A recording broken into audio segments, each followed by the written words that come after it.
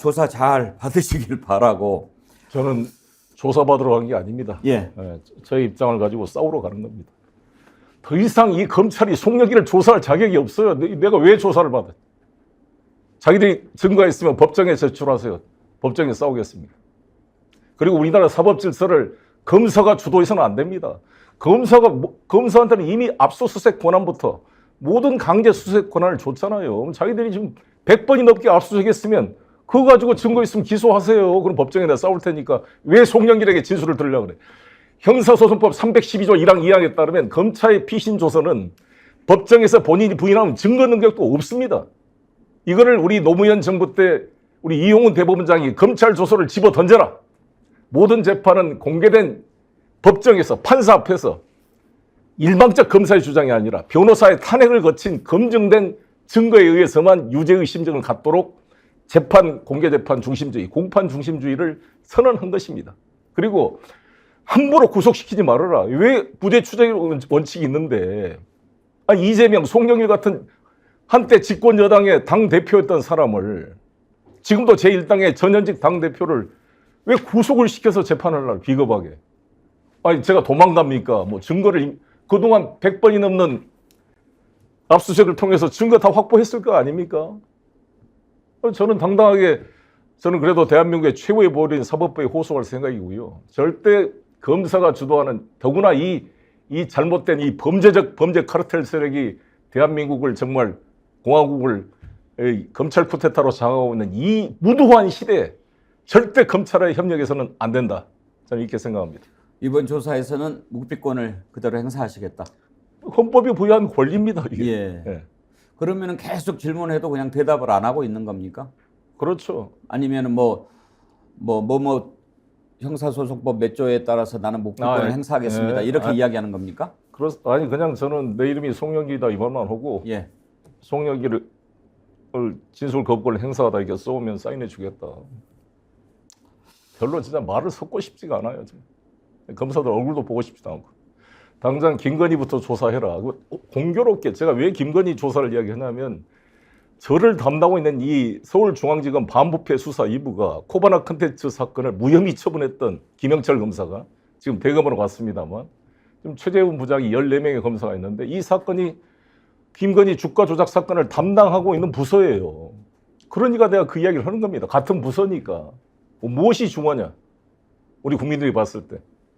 2년 전에 전당대회라는 게 사실 당의 내부 잔치인데 내부 잔치에 있었던 이 사건을 공공수사부나 형사부에 맡게 될 사건을 특수부가 맡아서 이 지금 7개월 반 동안 100여 명을 압수수색해야 될 정도의 중대한 이게 사안이냐는 거죠. 그렇군요. 알겠습니다. 아까 이제 윤석열 퇴진당 얘기했는데 그런 얘기 우리가 방송에서도 한 적이 있어요. 석탄당 만들면 찍겠다는 사람들이 엄청 많다. 석탄당, 윤석열 탄핵당 만들면 지금 사실 국민들 심리적 탄핵 상태에 가깝지 않습니까? 그런 점에서 윤석열 퇴진당 여기에 반응이 좀 꽤 있을 것 같은데 그 말씀하신 뒤로 좀 느끼는 반응이 있습니까? 국민들께서 또 우리 민주당 지지자들께서 이런 생각을 하잖아요. 이 야당이 야당답지가 않다. 정말 79석의 평민당을 가지고 온몸으로 싸웠던 이 김대중 총재의 평민당이 정권 교체에 성공했습니다. 180석을 가지고 계속 그냥 멘트만 하잖아요. 그리고 그러나 잘한 건 이번에 검사 3명 탄핵 소추한 거 이것도 처음에는 정말 희망이 안 보였습니다. 그래도 송영길이 밖에 싸워주고 많은 배원기 앵커 같은 분들이 계속 유튜브들이 싸워주니까 어쩔 수 없이 끌려간 면이 있잖아요. 과연 우리 민주당 의원 168명? 지금 현재 그중에 제대로 싸운 의원이 몇 명이나 될까요? 정말 생계형 정당, 침대 축구하는 민주당이 아니라 지금 이 시대가 무슨 평온한 시대가 아니잖아요. 거의 그 무도한 이 시대에 예를 들어서 이번에 서울의 소리가 김건희 씨 명품 이게 나타났으면 검찰은 지금 이재명 그 법카 문제를 가지고 또 경기도를 압수수색했잖아요. 네. 우리도 국회의원들이 한남동 집으로 쳐들어가서 농성을 하든지 압수수색을 못하더라도 국민권익위 가서 고발하고 공수처 고발하고 검찰청 고발하고 움직여야 될 거 아닙니까? 완전 성명서만 내면 이게 뉴스에 나오냐고요. 김건희 명품 문제가. 아예 저는 김건희 크리스탈 디오르 명품 가방 모형을 크게 만들어서 트럭에 싣고 서울 시내를 민주당이 마이크 들고 돌아다녀야 된다고 봅니다. 이런 명품, 그리고 거기 진술했다면 금융감독위원 누구로 해 이런 전화를 했다는 거 아닙니까? 마침 작년 9월 때 금융감독위원 인사가 있었다는 거 아니잖아요. 그러면 이것은 김영란법 위반 정도가 아니라 거의 뇌물수수 의혹이 큰 거 아닙니까? 이것을 조사하지 않는 한동훈 장관, 법무부가 하고 이렇게 좀 거리에 나와서 이렇게 움직여야 될 거 아니에요.